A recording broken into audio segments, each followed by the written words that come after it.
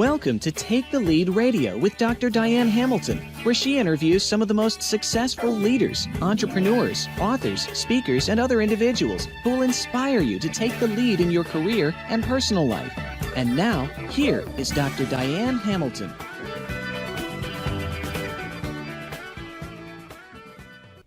I am here with Drew Dudley, who is the CEO of Day One Leadership. His clients have included some of the most dynamic companies and organizations in the world. He's spoken more than, I'm trying to think how many TED Talks, I think more than 5. I don't even know how many TED Talks you have now. He has talked to 250,000 and more people on different continents than anybody I think I've had on the show. He is fascinating. His TED Talks are everywhere. And I don't know whether to introduce him as the lollipop guy, the guy who must love my last name because he randomly raps Hamilton lyrics, or to refer to him as the guy who has an embarrassing large number of stuffed penguin collection. But I'm going to just say, welcome, Drew. Well, it's wonderful to be here, Diane. And yes, when I saw Hamilton, I immediately began playing the soundtrack in my head, and I will do my best to include no more than 3 Hamilton quotations snuck into the course of this particular interview. So that's my promise. I need to, I haven't seen it yet, and I'm going to be in New York in a couple of weeks. I haven't, can you believe I haven't seen it? Is it that great? Well, I can believe you haven't seen it because maybe you wanted to pay rent or buy a car or something. So I understand why people have chosen not to, but I have seen it 7 times.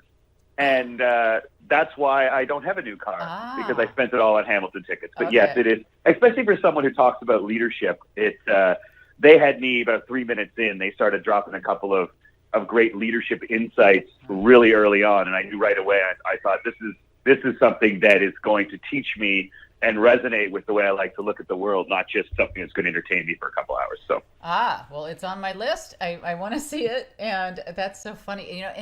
And you really do focus on leadership. I loved how you started your one TED Talk with asking people how many of them feel comfortable calling themselves a leader. That's a unique way to start it out. And why do you think people don't, or do they either do or they don't want to consider themselves a leader? Well, they straight up don't, because I've asked that question about over 1,000 times now, and less than 1% of the time do we get half the people in the room raising their hands and are willing to be comfortable calling themselves leaders. Mm-hmm. Now, if you do it anonymously, like I've done it a couple times where you can text in your answer, and you get about 50% more often than not. But as soon as you say to people, okay, claim the title right here in front of everybody in this room, people won't do it. And I think the reason is what it really comes down to is how we got taught about it. And I'm from the education system. When you want to teach people about something, we use examples. And the examples we used growing up were all giants, and we're still doing it. They're presidents and scientific groundbreakers. They're people who conquered empires. Most of them were white dudes. And so what that does is when you start, the examples you use to explain anything form and shape how people think of that thing for the rest of their lives. And so we taught leadership as giants. And we're still saying, look at Steve Jobs and Mark Zuckerberg and Warren Buffett. That's what our kids are hearing. And what happens is there is a gap that forms between our identity, who we feel we are, and what a leader looks like. And honestly, so much of my philosophy on what I try to teach in terms of leadership came because I got really angry at that. Not necessarily that was what had been happening, but that so many of the most dynamic and caring and compassionate people that I knew, particularly the young people that I worked with at the university, wouldn't call themselves leaders. That annoyed me, that someone who I know had made my life better, earlier that day had detected that, I was having a bad day and went out of their way to come by and do something kind for me. The next night at a workshop wouldn't call themselves a leader. Eventually you get annoyed at that. And you start to realize most of the leadership on the planet comes from people who don't see themselves as leaders. And I said, let's try to address that fact, because most people don't do it because we were taught not to. Well, it's interesting because I'm trying to think of some examples of leaders that I've used in the courses I teach. And, like you said, there's a lot of men. And do you think that it's harder on women because we don't do that? I mean, do you deal with women groups at all? I'm curious where they fall when you talk about this. Well, women have, in almost anything that involves power and influence in our society, been systemically marginalized. And yes, it's starting to change, but you can't reverse basically thousands of years of the way society has worked very, like, really quickly. And so, yes, most people in society already feel separated from the idea of leadership because we've associated with power and influence and money and prestige. And most people don't feel they have enough of that. That is even more exacerbated for women and visible minorities because historically there's been these structures in society that do marginalize them from power and influence and authority. And if most men don't see themselves as leaders and they live in a world that has really been designed to benefit men, then of course women and of course minorities are going to have that be an even bigger gap. Now, if you really wanted to understand how big it was, and people, I think, sometimes nod along and say, yeah, we understand that it's hard. Yeah. But if you want to know how society, I don't want to understate it. Like, if you want to know how society views any concept, do a Google image search of the concept. And that's going to tell you, when you see what images come up, that tells you what society really thinks. And so I guess it was 3 years ago, I did a Google image search of the term leader, just to see what came up, because that really does give you some insight into what's being portrayed within our broader society when you do a Google search of it. Right. And I saw a penguin, a chicken, and 2 different types of fish, There's your penguin. all portrayed as a leader before the first image of a woman appeared. Oh, all of those, wow. Kermit the Frog showed up before a woman appeared. And the first woman that appeared was a blue avatar without a face. It was just shaped like a woman. Wow. Now, 2 years ago, I did a search for the term CEO because if someone came up to me after I told what I just told you at a speech, and she said, go online and look for CEO. 2 years ago, the first woman that appeared when you did a Google image search of CEO was the 43rd image, and it was Barbie. CEO Barbie. And wow. I'm happy to say she's not even in the top 40 anymore. But ultimately, it's really hard. And the power of how we first talk about leadership to young people plays a really big role. And when we talk about where you look around, like, words are one thing, but when young women look around, when people who are not straight white men look around, it's what they see and how it's portrayed that has an impact. And when we give examples, we have just unconsciously tended to make it about white men. Look at leadership conferences without people even realizing it. 60% of the people speaking are always a straight white guy. And so am I. And I recognize that who I am speaks louder than what I say. But it is, I think all of us have to identify that issue so that all of us can play a role in starting to change it. Yeah, I think it's important because I was associated with a company that just set up a meeting and they caught the attention of a women's group who were not happy with them having so many men on the lineup. And in their thought process was, that's the group that does what they're trying to talk about. So how do can you appeal to people with the all white men if in any kind of setting, or is it never appropriate to have it set up that way? See, that's a tough question because any broad general, like, life is and the world is too complex to ever say you can never do this or you can never do that. Right. And I think what's key, though, is that only when we become aware of the fact that it tends to happen a certain way. Yeah. I don't think anyone ever sits down and says, we got a leadership conference here. Mm-hmm. Let's make sure the panel is all straight white guys. Right. They don't do that. Right. What we do is we say, we got a million things we have to do to get this conference. We want to have great speakers. Who knows who we should get? And you want to fill out that panel. And what happens is, until we start to realize that part of leadership is trying to empower other voices and increase opportunities, until that becomes an instinct that when we say, okay, we're going to have voices share, until it instantly pops into your head saying, okay, how diverse are those voices going to be?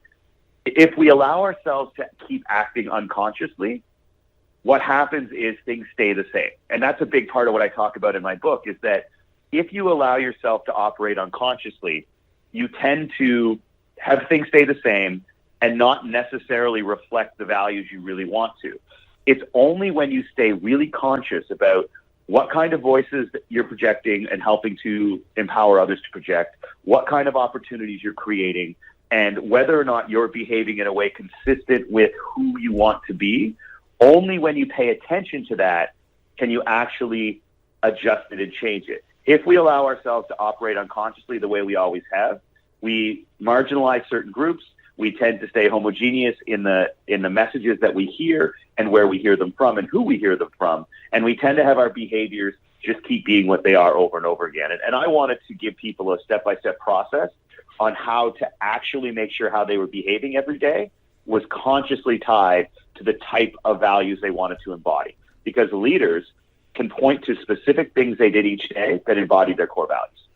Well, and I loved how you had made a comment about they want people to think outside the box, but they're doing this wearing the same suit. And you're also addressing the fact that how much money is spent on leadership training. I think you said $46 billion a year, but Gallup's showing only 82% of employees, that 82% of the employees find their leaders uninspiring. So you were talking about a process, and I know you have the 6 key values you talk about and accompanying questions that drive leadership and behaviors. And I'm interested in them because I'm writing a book on curiosity, and I wrote an assessment to touch on that. So you're dealing with some of the things that I'm writing about in terms of, like, you talk about courage, I talk about fear, different angles of what holds us back is what I'm talking about.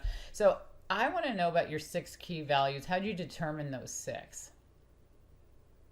Well, ultimately, my argument is that leadership is trying to close the gap, consciously and actively trying to close the gap between the person that you want to be and the person that you see yourself as and how you are actually behaving. And there is a gap for almost everyone on the planet between the person they'd like to see themselves as and how they are actually behaving.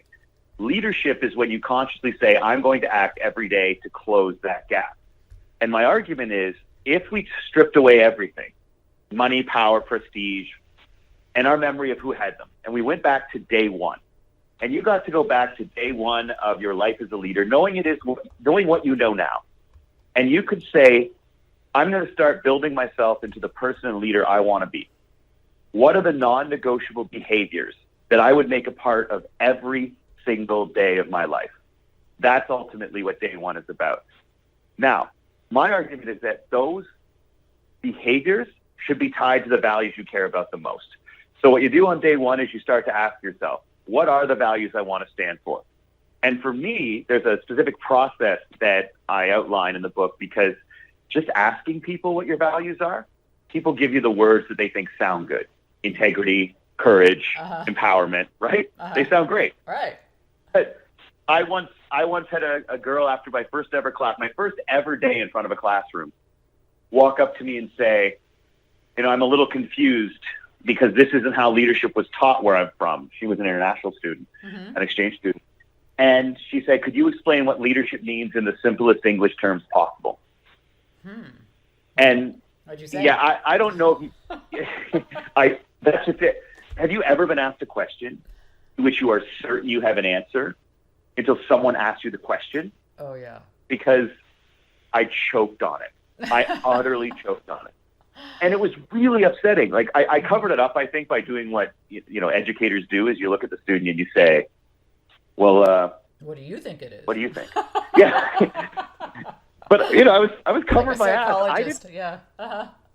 Like, I could explain what, I could talk about how leadership had been studied and understood and explained throughout history, what the research said were leadership traits that made people more effective.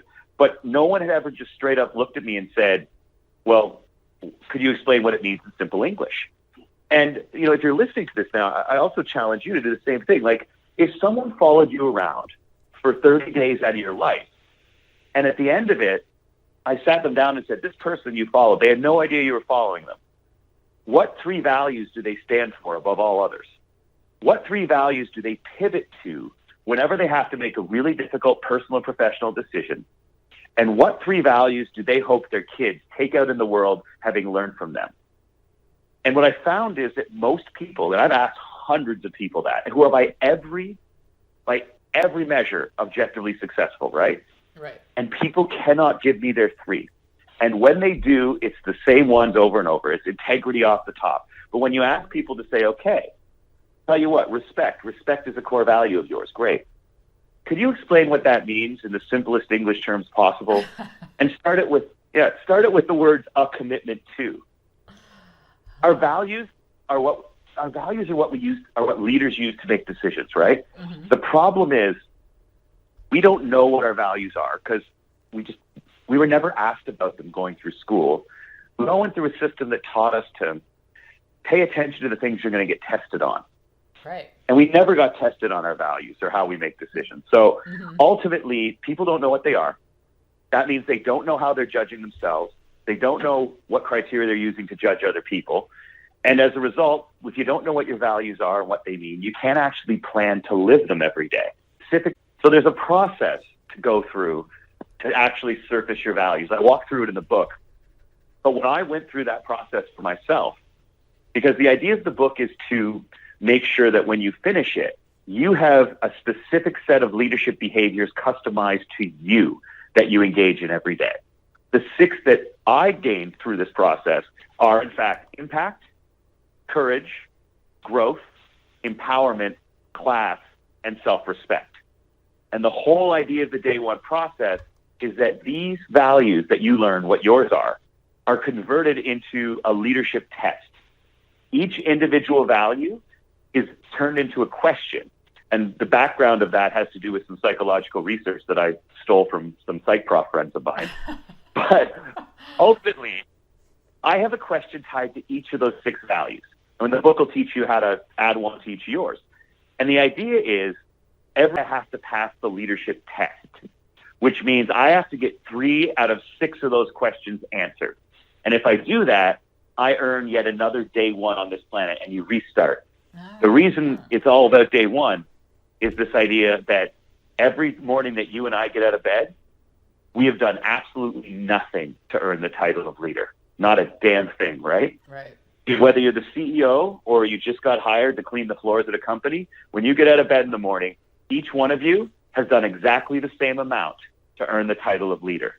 And instead of giving people these titles of leaders because of what they've done over the last 5 years or 10 years, what I want to reframe for everyone is the idea that if you get up every morning and you say, I've done nothing today to deserve the title, every day you'll recommit to behaving in a way that ensures that you deserve that title. Whether or not you end up running a company or whether or not you're creating these powerful moments of impact for other people.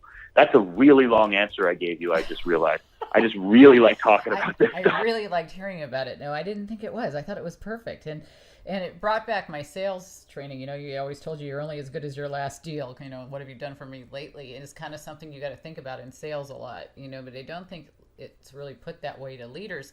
And when you were talking about your 6 values, courage was interesting to me just because my research on curiosity, one of the things, I mean, I found that fear, assumptions, technology, and environment were the 4 real factors that held people back.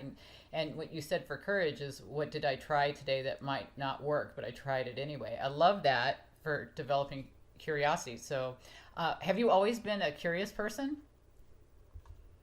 No. I'll be honest with you. I think I fell into a trap that too many young people fall into, which is, it doesn't matter what you think. What matters is how well you can tell the person at the front of the room what they think. And so, unfortunately, when we're young, you know, you go through the education system, all of your rewards come from how well you please someone else. All the tests you do are about giving someone else their answers. And that's where you saw rewards, that's where you saw accolades, and that's where people patted me on the back. And that's where I got my self-worth from. So why would I care about, like, just be honest here, looking back now, because no one's ever asked me that question straight up before. I didn't care about what I wanted to know. What I got good at when I was younger is figuring out what the person at the front of the room wanted and delivering it to them. And I didn't bother spending time on anything else, because that's how I got told that I was doing it right, and that's how I got told that I was smart. And so the idea, and I talk a little bit of it in the book about courage, that question, what have I done today that might not work but tried anyway?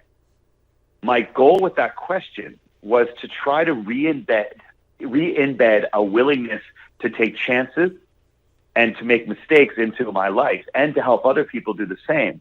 Because our courage is eroded as we go through our education system. Because our education system says to us, look, how smart you are right now, how skilled you are right now, how wise you are, and how strong you feel about yourself right now isn't what we're grading you on. Your final result is determined by how few mistakes you made along the way.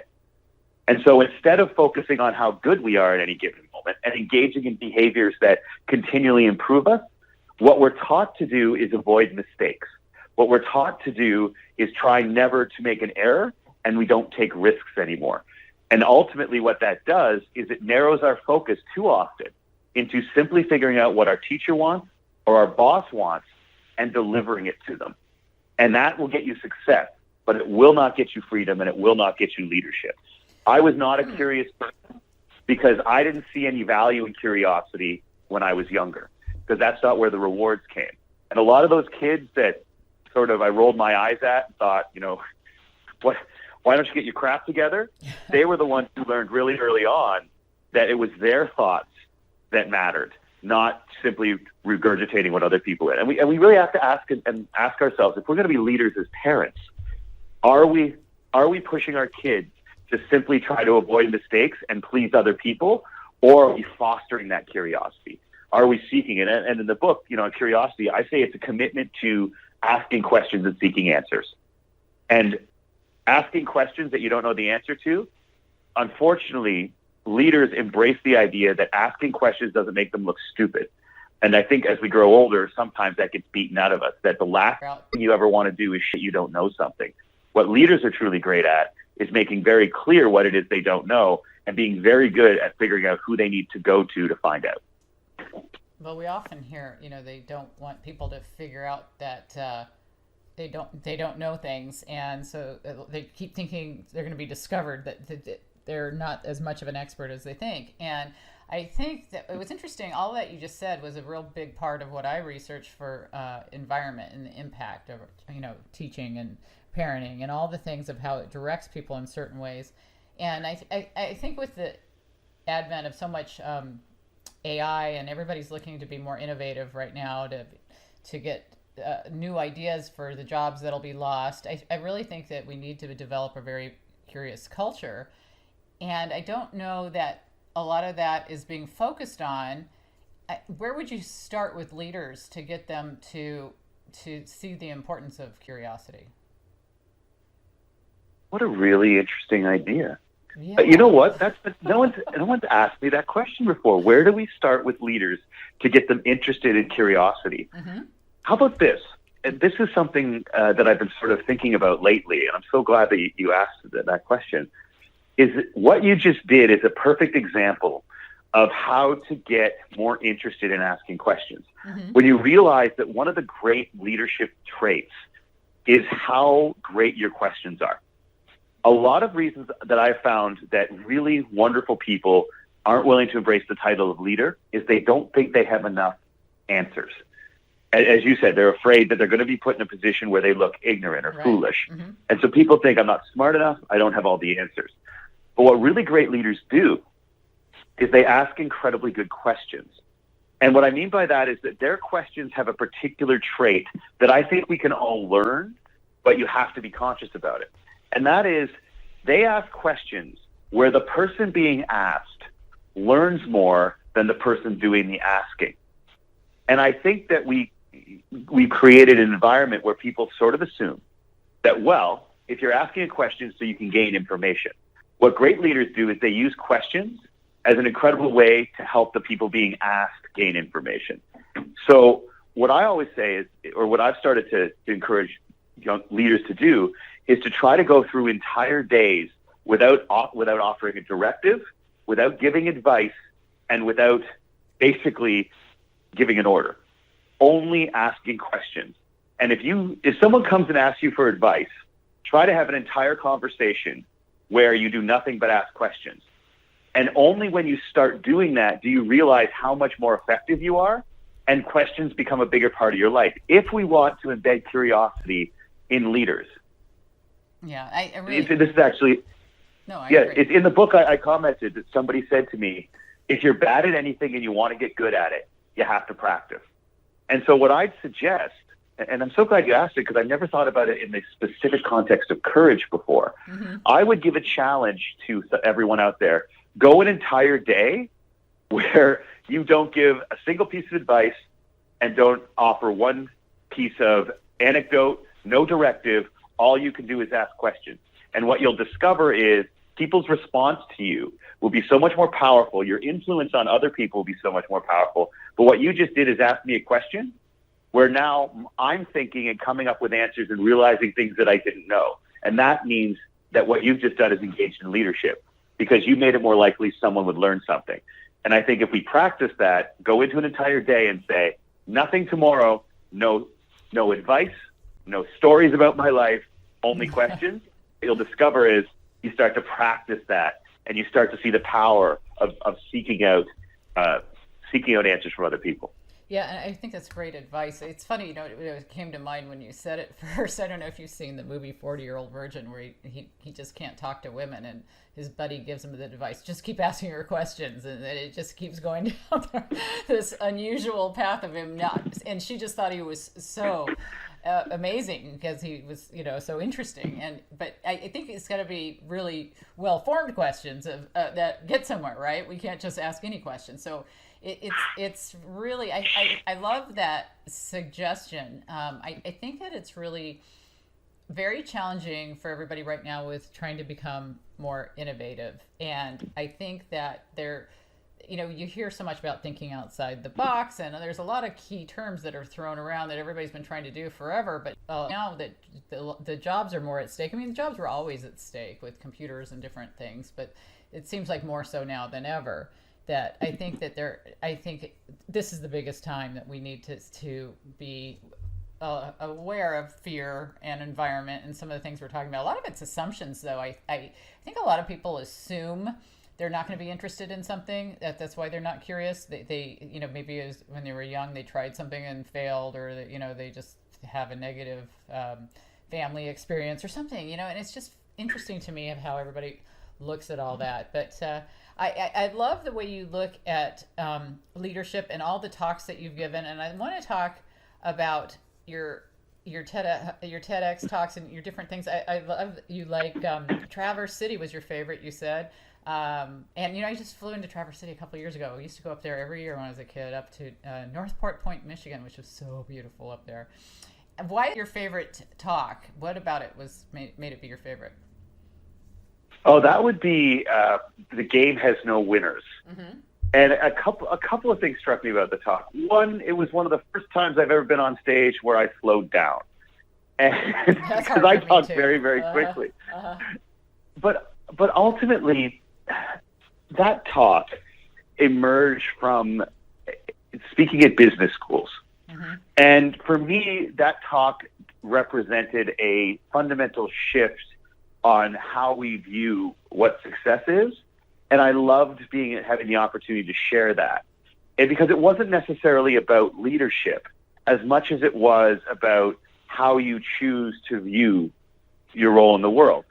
And as I said, it came from talking to business students, because if you make money, you get invited to come and speak at business school graduation, as if mm-hmm. how much money you have in your bank account indicates how that you are more worthwhile to teach these people than others are. And I'm like, you realize that I'm a recovering alcoholic person with bipolar who, for most of his life was 150 pounds overweight. Just because I made money along the way doesn't mean I was making good decisions. Right. And I wanted to talk about that challenge, the idea that we need to reshape how we view goals. And the reason I really like it is because I hope that it resonates with everyone to say this. We cannot treat jobs and money as goals in and of themselves. And because jobs and money and prestige are tied so tightly to leadership, I really wanted to break away from that, because I can't convince people that they should embrace their leadership as long as the concept of leadership is always tied to where you fall on the spectrum of financial compensation.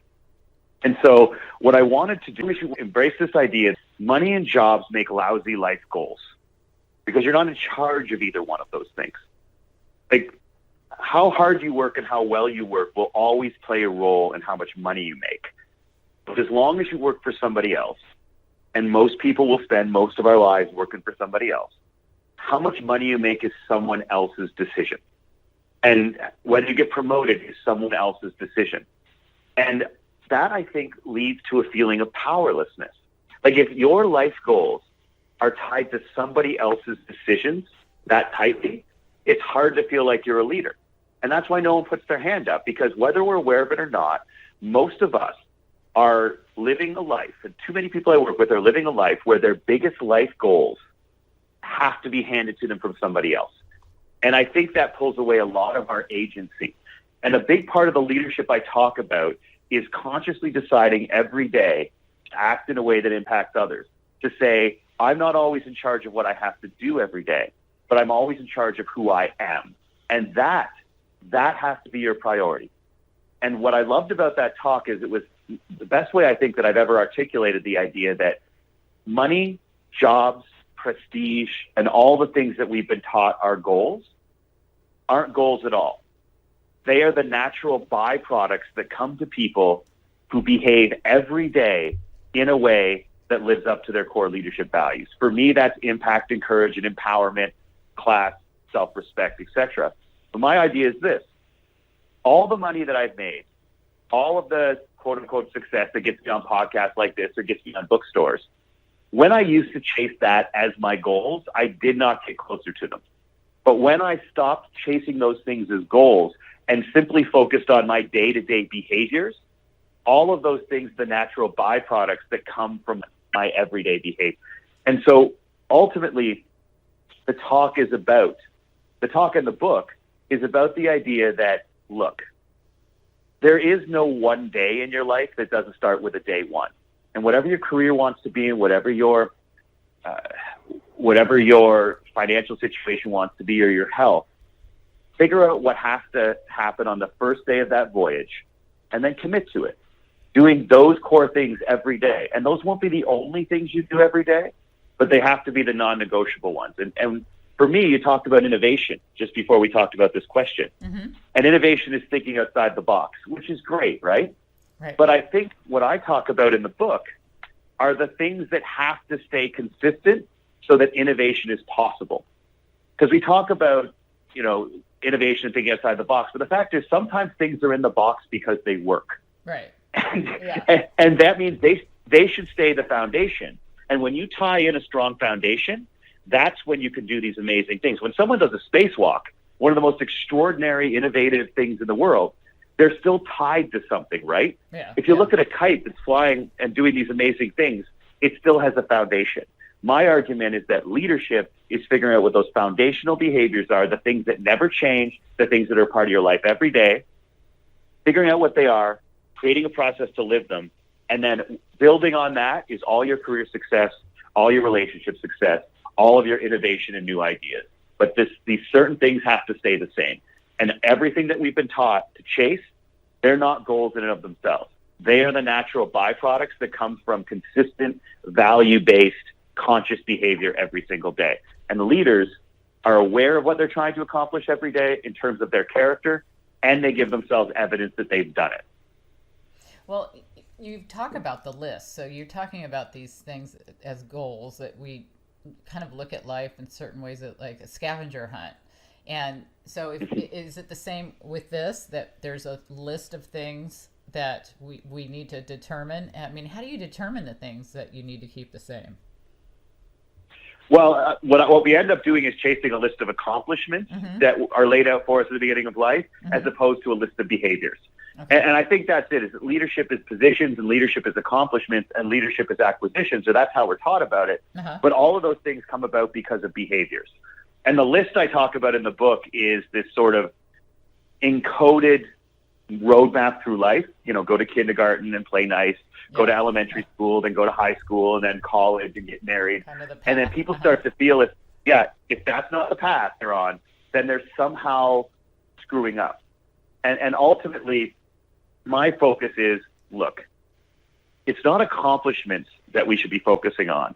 It's how you're behaving each day. Let's evaluate leadership on a daily basis instead of over blocks of time. And how do you start doing it? Well, the first thing is surfacing those values. And again, there's a process that you go through.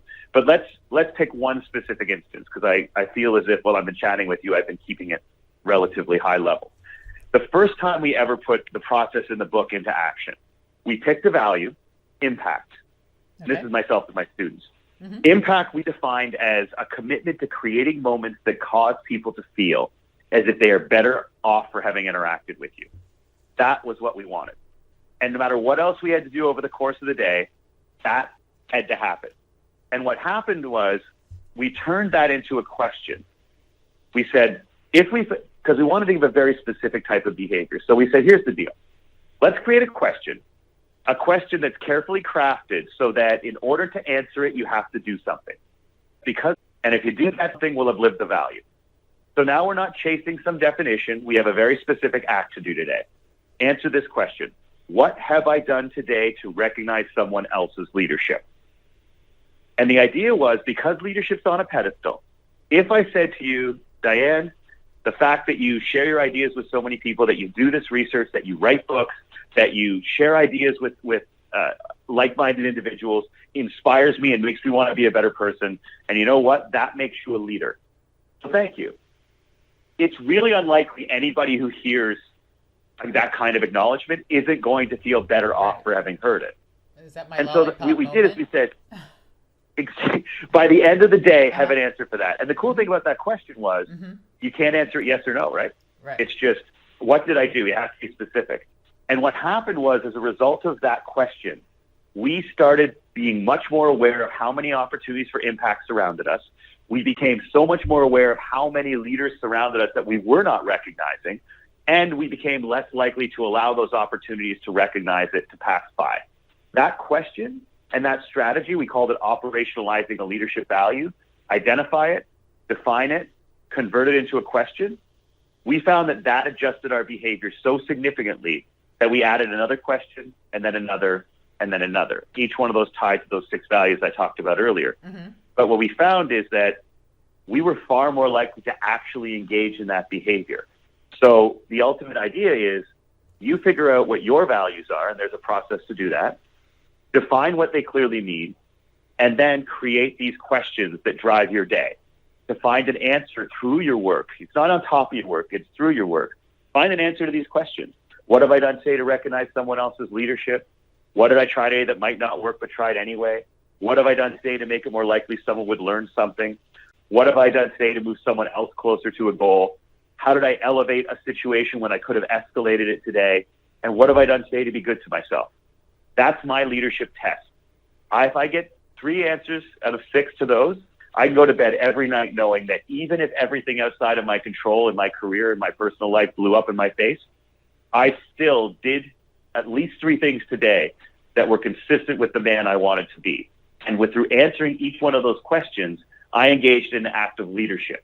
And what I tried to teach to my students, and now what I've written a book about, is how each individual can figure out what their values are and then create their own questions so that each person can go home and answer their own leadership test. You know, it kind of reminds me of a personality test I took in the 80s, where we, on the left side of the page, had to put the words that we would use to describe ourselves, and on the right side, what other people would use to describe us. And at the time, I was like, okay, so should they match? I was overanalyzing, is this good? Is it bad if they aren't the same? Or I assume they want them to be the same, or there's something wrong here.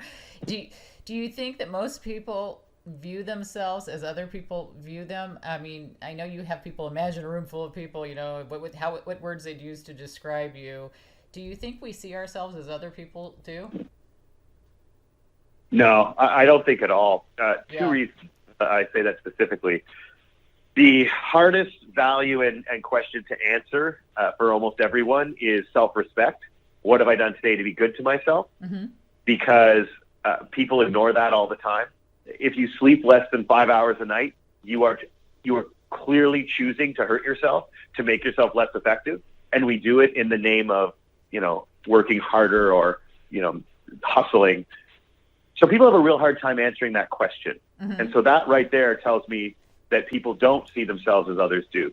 And it's the other question that's really opened my eyes to that, is that if I look at somebody in every audience I speak to, I look at somebody and I ask them, why do you matter? And nobody can give me an answer. It's really creepy how few people in this world, if you look at them and say, why do you matter? They stand there and they blink, terrified. Yeah. But if you ask their best friend, bang, bang, bang, like there's this list. And that means that as a general rule, we see ourselves as less than people around us see us. We continually devalue how much we matter or the impact we have, because we evaluate our lives based on how much money we make or what our titles are, instead of looking and saying, what did I do today that sent someone away from me feeling better off for having interacted with me? It's why I tell people, ask me what leaders do you look up to? When you do this job, you can't help it. Yeah. People will always say, give us some leaders. And I just want to say this to your listeners. Every one of your leadership heroes should be people that you know personally. Mm-hmm. Because you get to see how they make decisions every day, what criteria they use, how they make the toughest choices in their lives.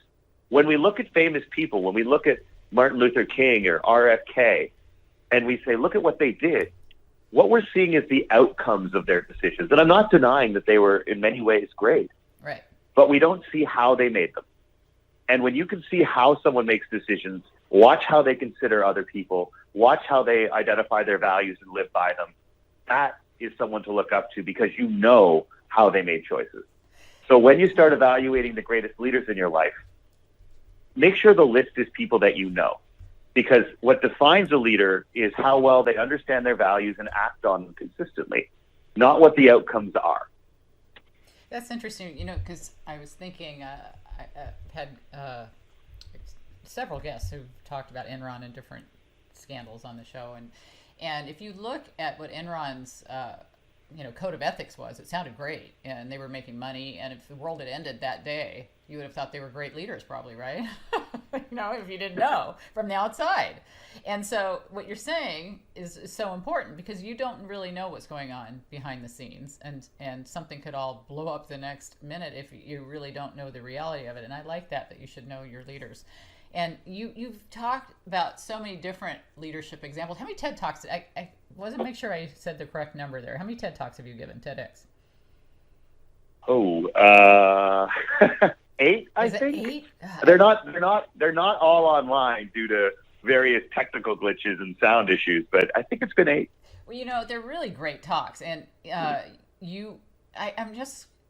was interested. You mentioned that you used to weigh more. You said you were 150 pounds overweight. Is that what you said? Yeah. And now, how did you overcome that? And I noticed the difference just watching your TED Talks, that you obviously are a lot healthier. That's a huge transformation. Do you ever talk about what you went through with that?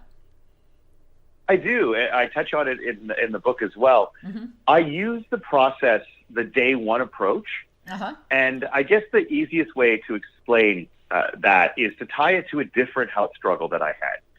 The day one approach comes from, it's sort of a distillation of a number of great pieces of advice from brilliant fellow leaders, but also from personal experiences. And one of the most transformative was, I am a recovering alcoholic. And one of the things that I learned in recovery is that if you don't want to have a drink for the rest of your life, you have to choose not to have a drink today. That's non-negotiable. Right. And it's the only thing that matters. Not yesterday, not tomorrow, today. And then you have to treat every day of the rest of your life as if it is your first day of recovery. Because if you got 10 years in, doesn't matter if you don't make that choice today. And if you messed up, everybody messes up on day one. You don't throw it all away. You recommit the next day. There is an inherent commitment, humility, and forgiveness on every day one of a voyage. Now, when it came time to lose weight, I took the same approach. Okay, day one of this voyage, what are the non-negotiable behaviors that have to happen every single day, no matter what else is going on, for me to lose weight? And I went out, I used the 3 most powerful words in leadership. I don't know. I asked some experts, and they gave me questions. Have I eaten less than 1,800 calories today? This was my personal questions for me, so not everyone can use this. Have I eaten less than 1,800 calories? Have I burned more in total than 3,000 calories today? And have I done 15 more seconds of cardio today than I did yesterday? And here's the thing. I got to start at 60 seconds. I thought, 60 seconds? Well, if you're 300 some odd pounds, that's a long time. And the idea was every day I got up was day one. It didn't matter if yesterday I didn't manage to answer those questions. It won't matter tomorrow. All that mattered was today. And the cool thing was we also built in failure into the process. What kills momentum is when things happen that we didn't plan for. Now, any day that I didn't answer those 3 questions was, quote unquote, a failure. But we built into the process 65 days. So the idea was if I answered those questions 300 out of 300, what 65 days, I still have 2 months of failure, 2 months of being on the road and having no option except some junk food, 2 months of, oh, well, I'm at this banquet and I haven't eaten all day and I have to give a speech. So whatever the case may be, when one of those days happened, I simply said, okay, today was day 2. I get 65 day 2s, but tomorrow is day 1. And once you pile 300 day 1s on that pile, I would be 100 pounds lighter, and that's exactly what happened. It's all my mental health, my physical health, my company. The idea is this. Every single day, there are non-negotiable behaviors that have to happen. There's a bunch of other stuff too, but these are things that you do if you have extra time or your emails are finished or you don't have meetings. These have to happen. I used it to lose weight. I used it to build this company. I used it to deal with what used to be untreated mental illness. And now what I do is every day when I get up, even if I don't know what the future holds, I do know that I have 6 questions that are supposed to drive me today. And if I answer them, I'm going to build a better company. I'm going to build stronger relationships, and I'm going to have a bigger impact on the world. That is the type of leadership everybody can live, whether you're a CEO or you just got hired. Well, I think that's amazing. And I can see why your talks are voted one of the most inspirational of the TED Talks. And your book sounds amazing. This is Day 1, A Practical Guide to Leadership That Matters, Drew Dudley. And I'm curious, how many random Hamilton lyrics did you throw in there? Because I wouldn't know. Did you have any? Oh, my God. I got so into it that I completely... Well, that means I did my job right, I guess. I kept you on. You did. Oh, you were taking this horse by the reins, making red coats red with blood stains. Oh, there you go. I tossed one in there. We got one. Well, it's been so nice to have you on the show, Drew. Can you share how people can reach you, buy your book, find out more, all that stuff? Sure. The best way to find anything out, whether you want to see the videos, buy the book, is drewdudley.com. That's DREWDUDLEY.com. And you can get the book wherever, at fine bookstores everywhere, and also at some CD bookstores. So they'll probably all have it. Okay, you got time for one last lyric, real quick. Well, my friends, I have the honor to be your obedient servant, Drew D. Okay, I'm going to watch this. I don't even know. I've got to see this because I haven't seen it yet. So hopefully I'll listen to this again and I'll go, oh, okay. But it's been so nice to have you on the show. Get the soundtrack. Drew. I will. And thank you, Drew. This has been so much fun.